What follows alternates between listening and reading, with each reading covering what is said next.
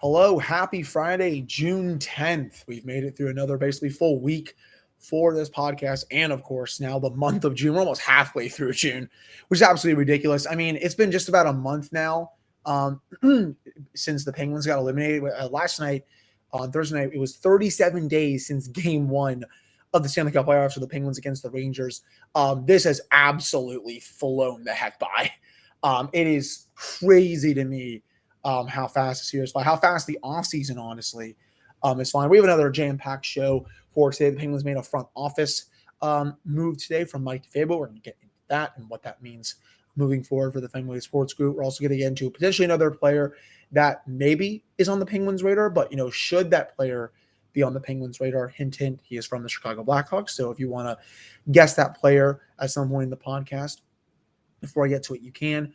We'll also get to Casey DeSmith's season review, what grade I would give him, and should the team bring him back next year. And we'll also get to Game 5 of the Eastern Conference Final between the Lightning and the Rangers, as the Rangers will face another do-or-die game on Saturday. So that's all coming up right after this drop. You're Locked On Penguins, your daily podcast on the Pittsburgh Penguins, part of the Locked On Podcast Network, your team every day.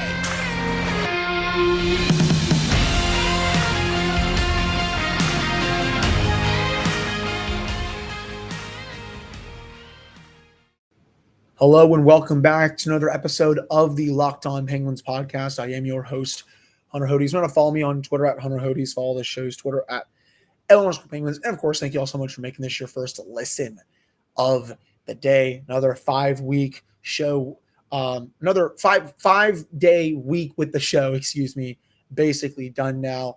As you know, again, we are rolling through the offseason. I've had more requests about NHL draft stuff with regards to the Pittsburgh Penguins. Again, I'll say what I said on Thursday for those that did not listen to that.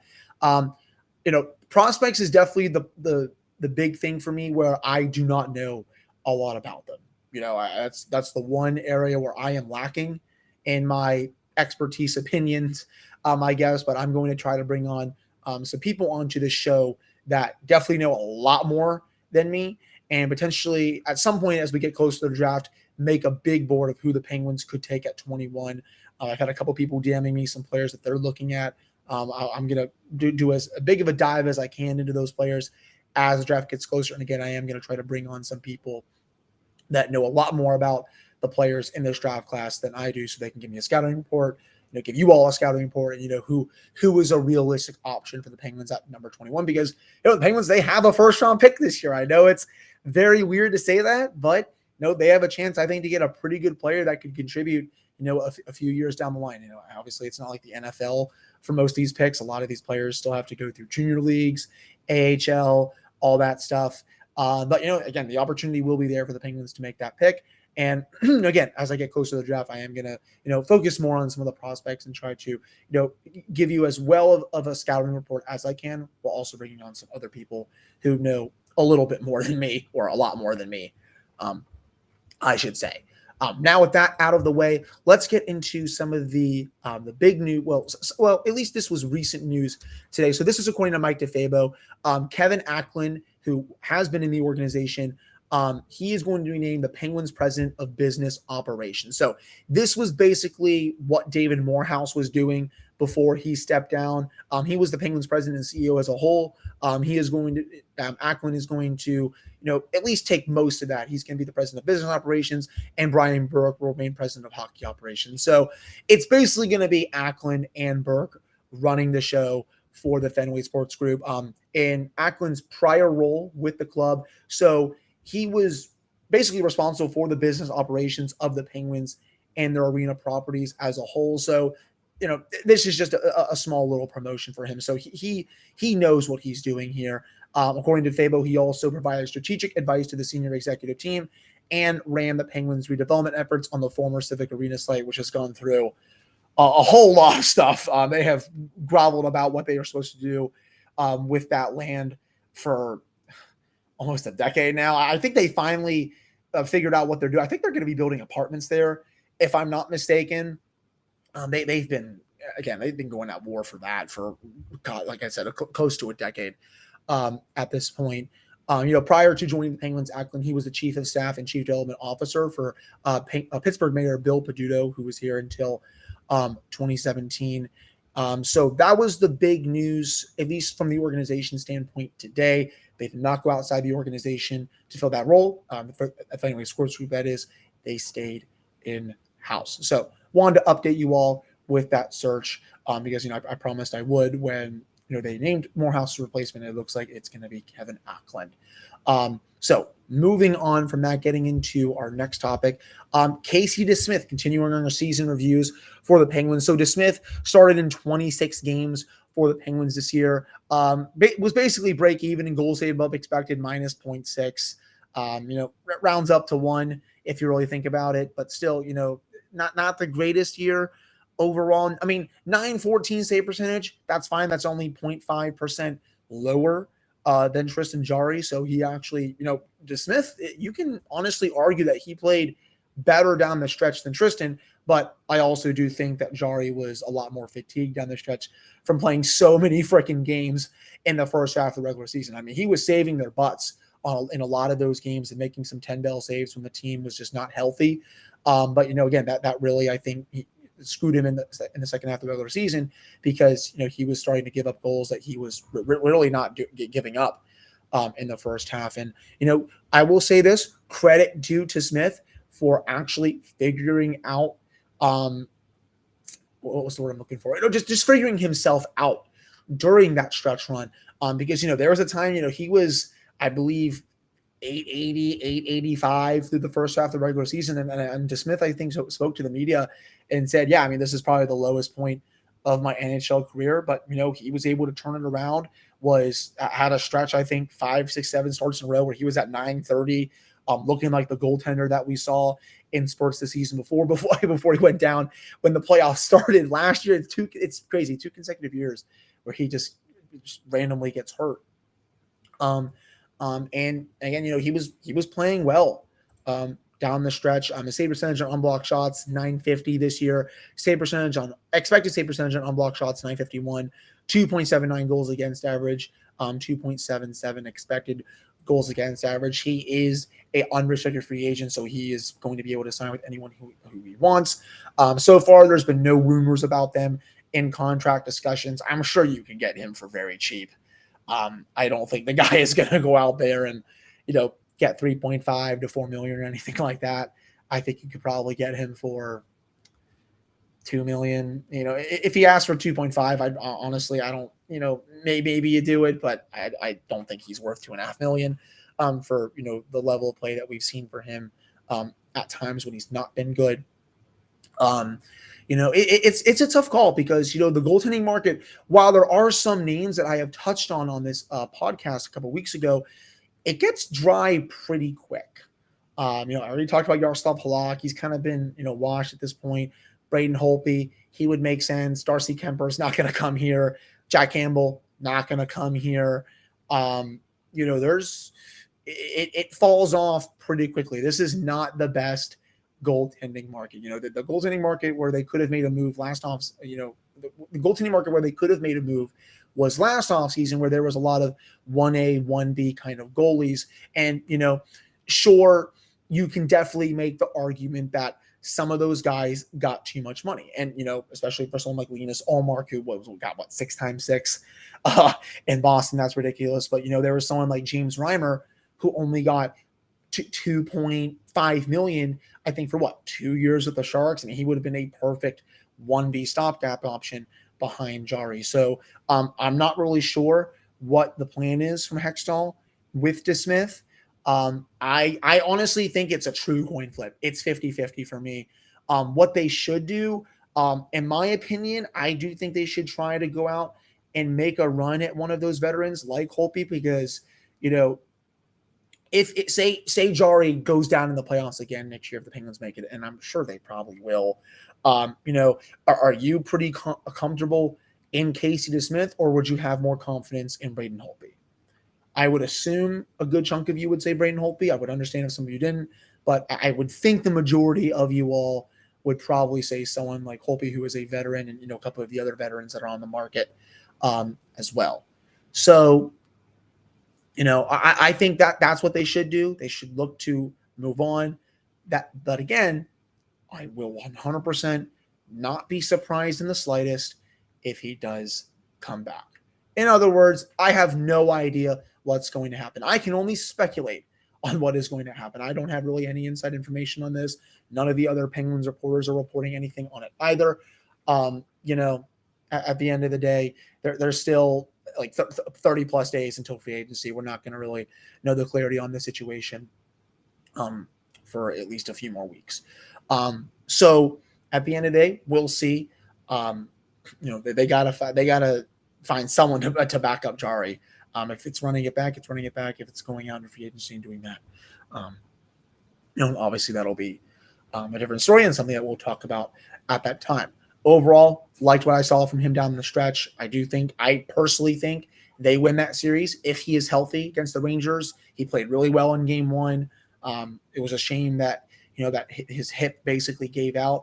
Awesome to see him already back on the ice. It's already been a month, and usually that injury is like I think 6 to 8 weeks to potentially 9 weeks with the surgeries that I've seen other NHL players have. So it's great to see him back working out and all that stuff. And we'll have to see what the Penguins regime decides. So that wraps up this first segment of the podcast for the season.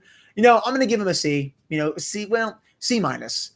Started off a season with an F, but rebounded well down the stretch where I think, average to a little bit below average is what I would say that the Penguins got from him this year.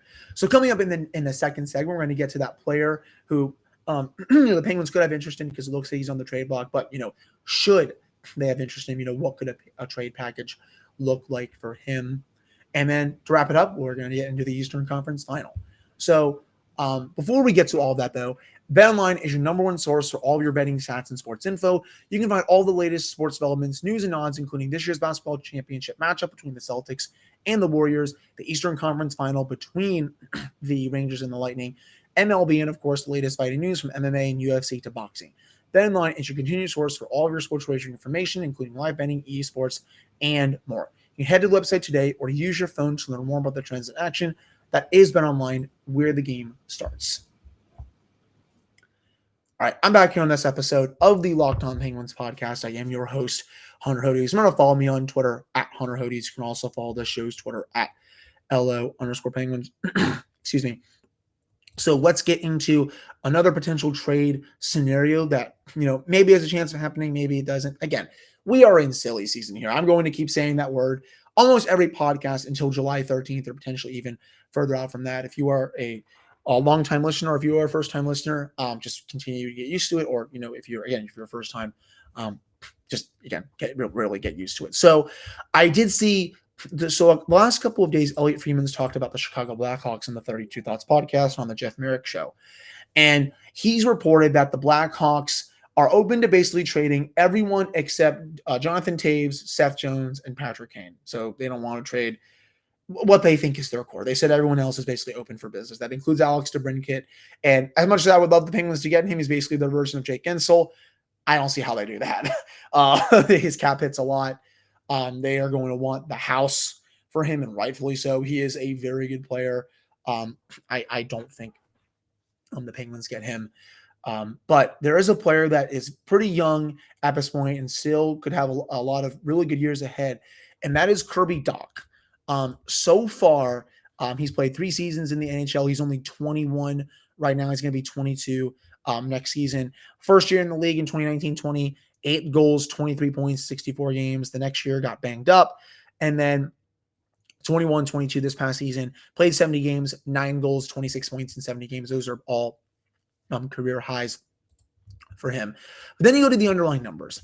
And, they weren't pretty. The Blackhawks only had 45% of the shot attempts with him on the ice, 42% of the actual goals, 44% of the expected goals for the Blackhawks when he was on the ice, 45% of the scoring chances, 48% of the high danger chances, and then 35% of the high danger goals for a shot 8.3% this year, which is basically where he shot his rookie year. The season before this one, though, 11.3%, which is pretty crazy how high That is, he is a pure center, at least according to Hockey Reference, right-hand shot, so that would be very beneficial for the Penguins. So now it comes down to, would he be a good fit on this team? I don't know if he would be a good fit, but I think he's a player that is the perfect definition of a, honestly, a low risk but high reward, because, he's only 21 years old. I said it on my Thursday episode for those that listen to me. Ages 22 to 26 are usually your peak years in the NHL. Can you have great years when you're 27, 28, 29, 30? Absolutely. Can you even have great years after you're 30? Yes. Okay, Sidney Crosby, Austin Matthews, who's probably going to be like that soon, Alex Ovechkin, obviously Steven Stamkos, who's in his 30s now. He's still chugging along just fine. But for Doc, he's struggled in Chicago, but I'm wondering how much of that is due to the quality of teammates on there, because he's on a rebuilding team, and due to the fact the Hawks are one of the worst defensive teams in the league. That's my biggest question. You put him on a team like the Penguins, who it's a much better system for him, because he's a dynamic player, and a more defensively responsible team, because I definitely think the Penguins fall in that category. Do his numbers improve? I would say they do. I don't think this is a full-on, really good comparison, but, I kind of, in a small way, relate it to Dan Heinen a little bit, who's obviously a bit older, but, he was with Anaheim for a few of those years. Not a good offensive team. Also not a good defensive team. His numbers, overall counting stats, and his metrics were really fading.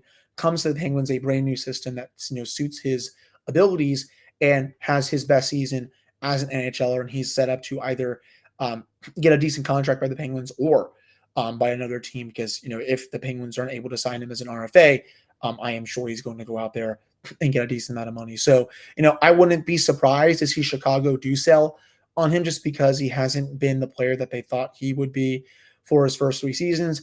As far as the package goes, his value is not at a big high right now. So I know I said for Jesse Puljujarvi on Thursday, POJ and Kasperi Kapanen, right?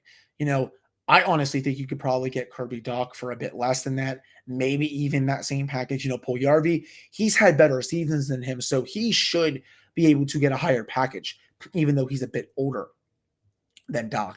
But, I could also see the Hawks going with Dach.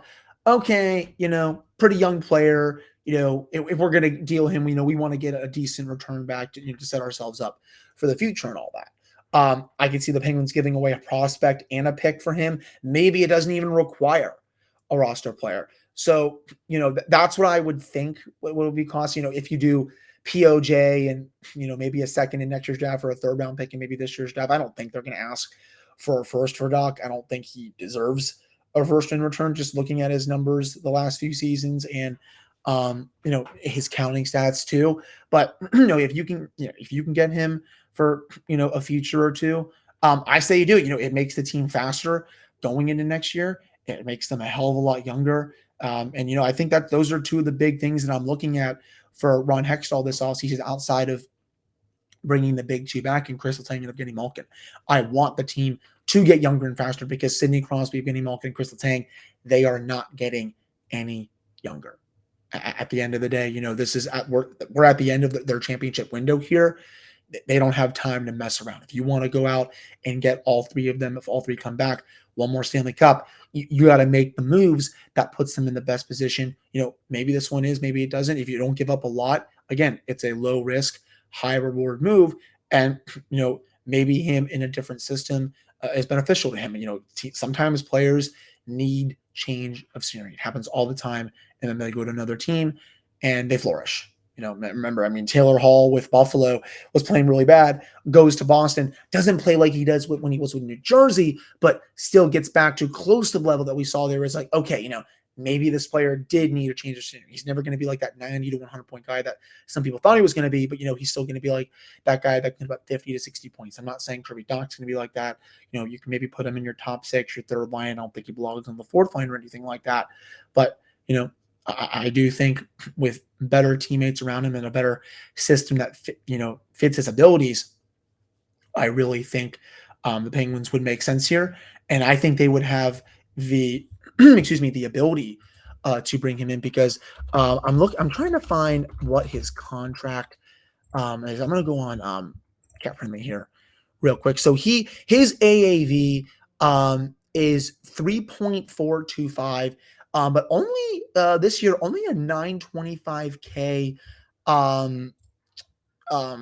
cap hit for the Chicago Blackhawks. So that's a pretty decent deal. I'm trying to remember. Yeah, so he is an RFA this year. So, and honestly, he's probably not going to get a raise.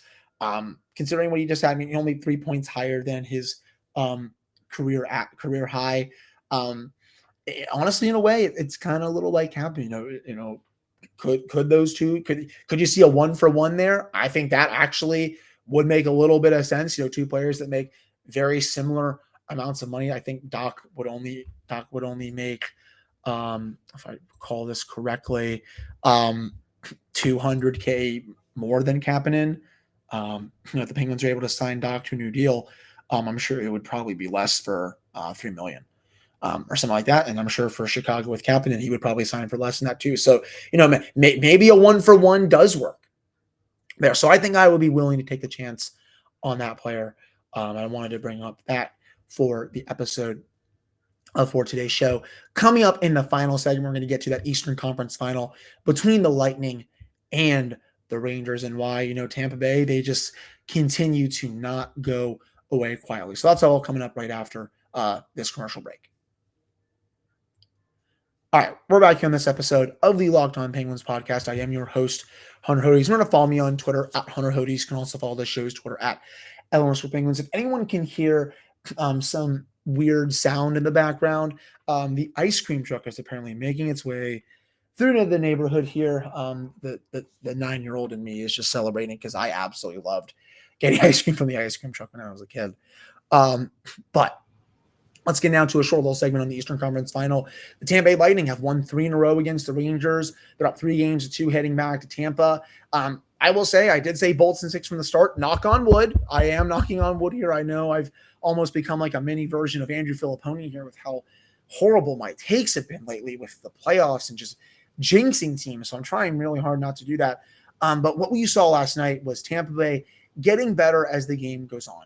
And when you let a team like that hang around for that long, you're just going to get beat. And that's what's happened the last 3 games for the Rangers. Game 3, you're up 2-0. Going into the second period, up 2-1, going into the third, can't close the door. Game's less than a minute away from going to overtime. Tampa Bay gets that goal. Game 4, Tampa Bay brings their best. The Rangers aren't able to stop them. Series tied 2-2. Last night, the Rangers, the Garden's going crazy after Ryan Lindgren gets a pretty fluky Team of Destiny goal. Tampa Bay comes right back with Mikhail Sergachev, and then they score again with 1:50 left in the third period because the Rangers just forgot how to play defense in their zone, and because the Rangers were horrible after the first period. They had 1 high danger chance in the last 40 minutes. And, I'm sure some people are probably going to blame the officiating because that's all we saw in the first round against the Penguins. But at the end of the day, this team has 1 goal at 5v5 in their last 150 minutes. You're not going to beat a champion like that. And, the Lightning, I think as Nick Zerara said it, they're like that big bad villain in a movie. You let it hang around, you just see when you think you have them dead, you don't. It's almost in a way like Emperor Palpatine over here, where, he just comes back from the dead, which was a terrible decision, by the way. Screw Lucasfilm for doing that. He should have died in the Return of the Jedi. But just when you think you have him dead, basically, especially in like Revenge of the Sith, for all the Star Wars fans out there, he's able to kill Mace Windu because, had a little bit of help, but that's just, he's a perfect villain. And that's what Tampa Bay Lightning are for a lot of people here. They are the perfect villain. They do not go away. And, if they are able to close out the Rangers on Saturday, that's going to be a Stanley Cup final for the ages. You have the team that's a veteran, that full of veterans, that they want to think they can make more history here, going up against a team that's ready to win. You have the proven winners versus the team that's ready to just break through. They've destroyed every team in the Western Conference. The Avalanche are ready for this challenge. I think they would skate circles around any of these 2 teams, but with Tampa Bay and New York, they have the answer, both of them in goal. Vasilevsky is, I think, the best goaltender on the planet. Shesterkin is probably his heir, honestly. I would say it's 1A, 1B between those two. But Tampa Bay, they also have elite talent in their own right. And, just there'd be so many matchups in that kind of final that would absolutely blow me away. I'm not going to spend – I know some other podcasts I was listening to spent a good chunk on the Jacob Trouba missed chicken wing. I think it was on Andre Palat, if I'm not mistaken. I'm not going to spend too much time on it. He was headhunting there, as he's done basically all playoffs. That's all I'm going to say about that. He's not going to stop at this point. But I think it's going to be a really good game on Saturday night. I don't think the Rangers are going to go down quietly. They're 5-0 elimination games. When their backs are against the wall, they tend to play some of their best hockey, but this is going to be their biggest challenge for them. They're going down to Tampa. It's the Hornets' nest, basically. Andrei Vasilevsky is absolutely dynamite in elimination games. I'm going to go find this stat here from Adam Gutz. He tweeted this out. I believe it was today or last night, if I can find this here real quick. Yeah, so since the start of the 2019-20 playoffs, Vasilevsky's played 15 potential knockout games. He's 10-5 in those games, .928 save percentage. Of those 10 wins, 6 of them are shutouts. Dude usually does not miss a chance to win a knockout game. He's going to be at his best tomorrow, and we'll have to see if Igor Shesterkin can step up to the plate. And we'll have to see if the Rangers can actually start scoring a 5v5 here. This is basically year 20 of the Rangers going, yeah, our goaltender is better than yours, and our power play is also pretty good, but we're just going to pray to God that we win games overall when those two things are on. And maybe their power play wasn't as good during the Henrik Lundqvist years. It's obviously really good this year, but my point still stands of at least the goaltending part where they're trying to win most of their games by only giving up 1 or 2 goals because they're going to feel like, oh, our goalie's just going to beat you every time. But usually that's not a viable strategy. The Rangers know they're not going to be able to bring this whole group back next year.